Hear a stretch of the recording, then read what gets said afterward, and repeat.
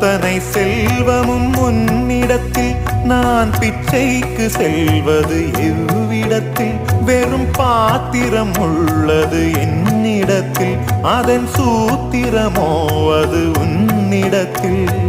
ஒரு முறையா இருமுறையா பல முறை பல பிறப்பெடுக்க வைத்தாய் புதுவினையா பழவினையா கணம் கணம் தினம் என்னை துடிக்க வைத்தாய் பொருளுக்கு அலைந்திடும் பொருளற்ற வாழ்க்கையும் துரத்துதே உன் அருள் அருள் அருள் என்று அலைகின்ற மனம் இன்று பிதற்றுதே அருள் விழியால் நோக்குவாய்